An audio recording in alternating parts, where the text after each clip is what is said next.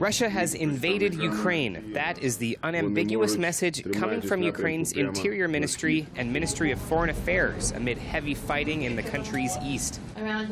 Ukraine says regular Russian forces have crossed the border and are fighting Ukrainian soldiers. Russian tanks and columns of armored vehicles were earlier seen rolling through southeastern Ukraine.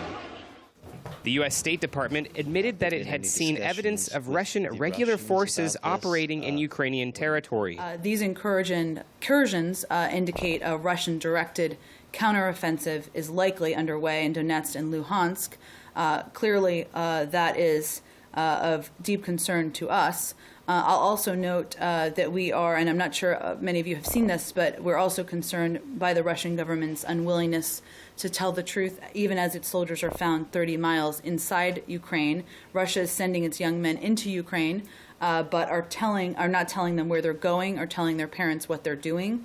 We're also note reports of wounded Russian soldiers in a St. Petersburg hospital, and that other Russian soldiers are returning home to Russia for burial.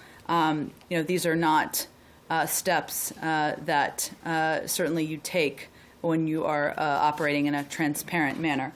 Ukraine is calling it an invasion. The country has for months reported Russian weapons moving into its territory, but the latest fighting seems to be the clearest evidence yet of direct fighting between regular Russian soldiers and Ukrainian forces.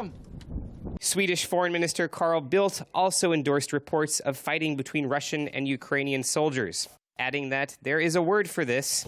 Poland's Prime Minister Donald Tusk on Wednesday said his country had evidence that the Russian army is operating in Ukraine. There is information, which has been strongly confirmed in the last hours, that regular Russian army units operate in eastern Ukraine. This information, coming from NATO and also confirmed by our intelligence services, is rather unequivocal.